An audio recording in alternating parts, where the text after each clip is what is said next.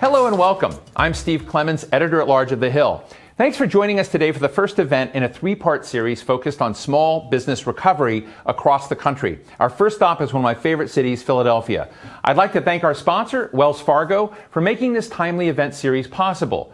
In recent months, even as businesses across the country have seen occasional opportunities for reopening with adjusting their products or workflows and safety precautions or Zoom sessions, COVID-19 has continued to disrupt business. And small businesses, particularly those owned by minorities, have continued to be hit the hardest. As the recently passed federal stimulus plan kicks into action, what opportunities are being created for existing minority-owned small businesses? And what unique challenges are these entrepreneurs facing? And how can public policy tools be deployed to best serve them? We've got a fantastic lineup of speakers to discuss these topics and more. But before we get underway, a few housekeeping notes. You can tweet us at The Hill Events, using the hashtag #TheHillSmallBiz, and that's B-I-Z. We're broadcasting live and we'll be taking your questions throughout the program. And if you experience any trouble with the live stream, just refresh the page and that should completely fix things. Our first guest is Congresswoman Madeleine Dean. The Congresswoman represents Pennsylvania's 4th District and is a member of the Financial Services Committee. Congresswoman Dean, it's great to see you. Thanks for joining us for this important discussion. One of the things I'm interested in is we take the temperature of small business recovery in the country is, I'm always worried about, being too cheerleading about something happening and wondering whether it's real. What are you seeing in your district with small businesses? Is the bounce back real, or is there still a struggle going on out there that you're worried about? Hello, it's a pleasure to be with you, and I'm excited about the series that you're doing. And you are right to start in the 4th Congressional District of Pennsylvania.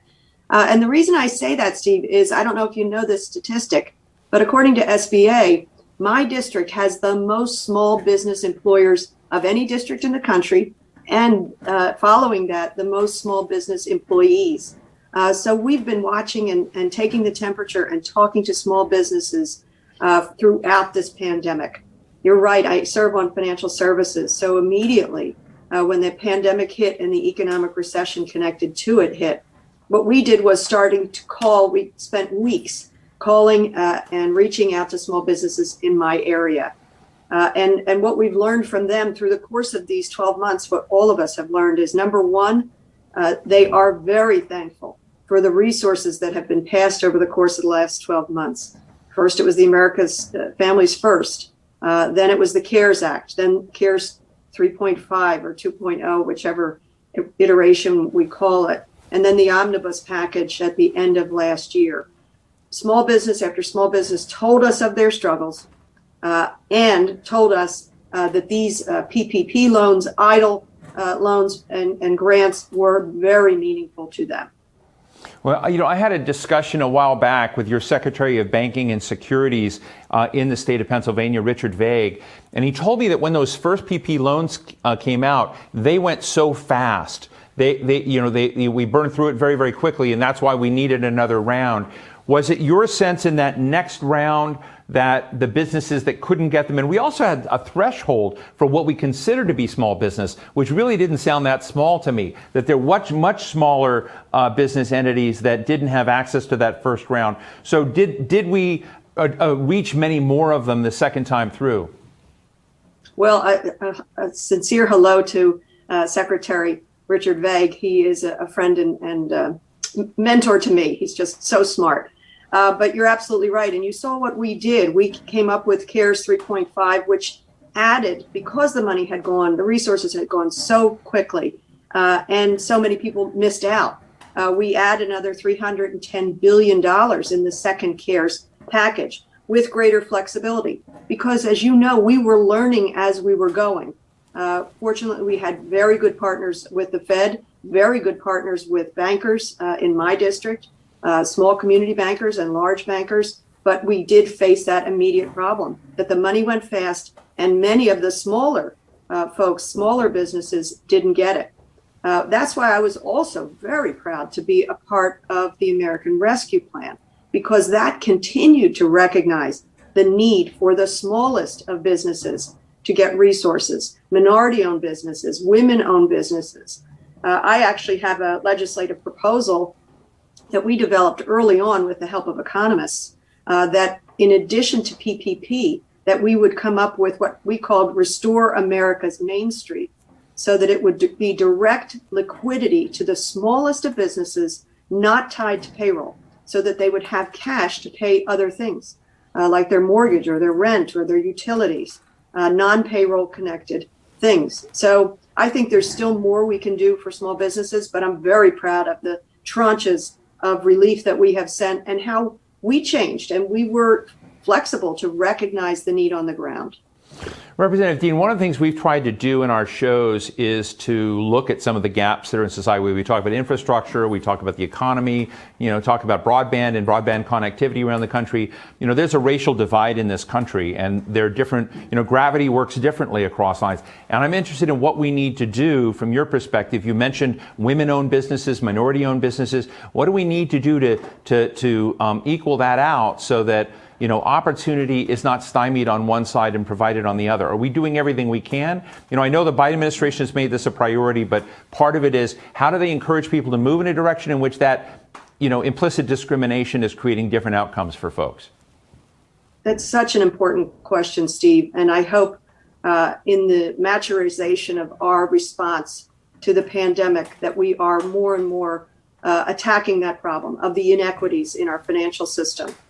So that's something we focus on in financial services, and all of these bills, as they developed, are moving more and more in that direction.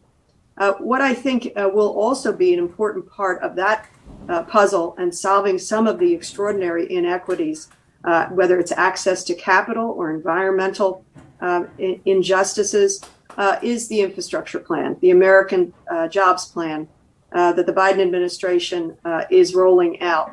That I hope to be a part of.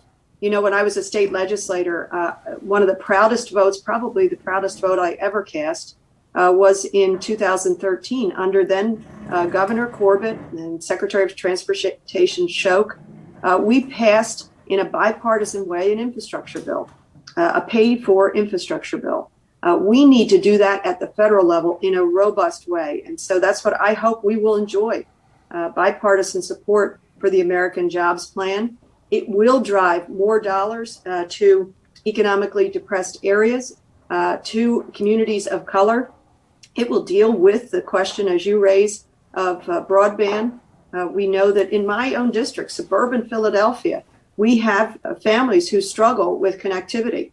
We learned that when the kids had to stay home and sign up and be a part of online learning.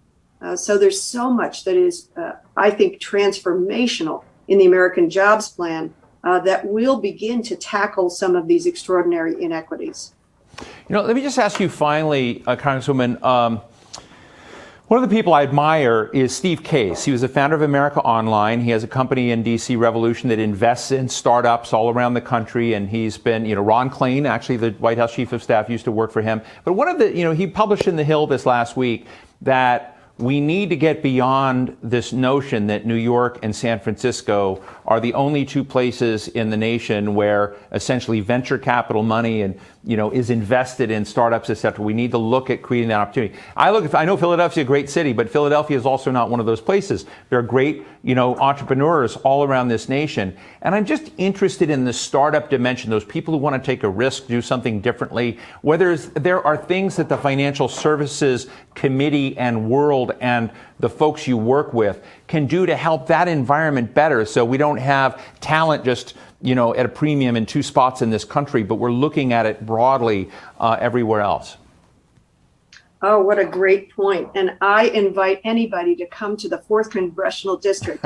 We're a very innovative, inventive group of people. We have very exciting startups or young businesses, whether they're in composite materials or patent work or all kinds of pharmaceutical work, financial services. We have a lot of very inventive folks in our area, and Philadelphia and its environment is very rich in talent. We have tremendous universities, and so what I hope is people will not see just New York and West Coast as the places to be investing and to bringing capital and to bringing opportunity.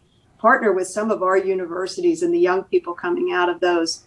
And it will enrich all of our communities. But Philadelphia is a really important, tempting place to come. And our suburban Philadelphia area, Montgomery County, Berks County, I give a shout out to them. As we invest in infrastructure, that's exactly what I think can happen. We can become a greater economic engine and a place of opportunity where people will want to raise their families and educate their kids and have their startup businesses. Well, Representative Madeleine Dean, Pennsylvania member of the Financial Services Committee, I really enjoyed this conversation. I hope you'll come back and give us a status report on some of this, but thank you again. Thank you. My pleasure.